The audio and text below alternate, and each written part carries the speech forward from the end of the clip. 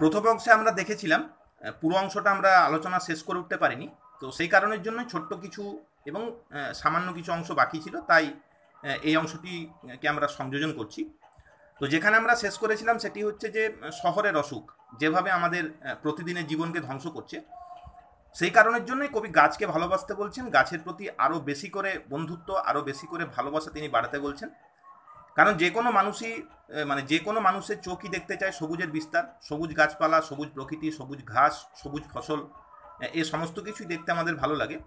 সেই কারণের জন্যেই ক্লান্ত কবি, নাগরিক জীবনের মানে যে ক্লান্তি কবিকে গ্রাস করছে, সেই কারণের জন্য তিনি তার সেই শারীরিক ক্লান্তি, মানসিক ক্লান্তিকে কম করার জন্য তিনিও সবুজের কোমল স্পর্শকে নিজের শরীরে, নিজের মনে ছোঁয়াতে চেয়েছেন।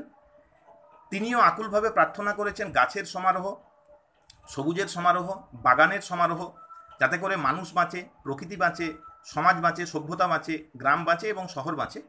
এই কারণের জন্যই কবিতার একদম শেষ অংশে কবি মানুষের উদ্দেশ্যে তার আবেদন রেখেছেন বা তার আকাঙ্ক্ষা প্রকাশ করেছেন যে গাছ আনো বাগানে বসাও।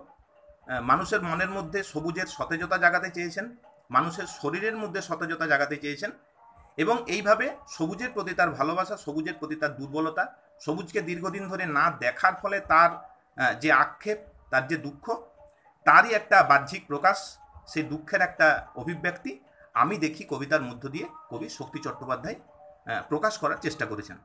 প্রাথমিক আলোচনাটুকু আজ এই অবধি থাকলো। এরপরে প্রত্যেকটি লাইন ধরে বিস্তারিত কি আলোচনা বা কবিতাটির মাধ্যমে কবি আর কোথায় কি বলতে চেয়েছেন, আমরা আমাদের পরবর্তী ভিডিওতে সেই বিষয় নিয়ে আলোচনা করব। শেষ করার আগে প্রত্যেকের কাছে আরও একবার অনুরোধ, ভিডিও ভালো লাগলে চ্যানেলটিকে সাবস্ক্রাইব করে দিও। এই ভিডিওটি দেখে তোমার সামান্যতম উপকারও যদি হয়ে থাকে, ভিডিওটি লাইক করে দিও এবং বন্ধুদের মধ্যে শেয়ার করে দিও।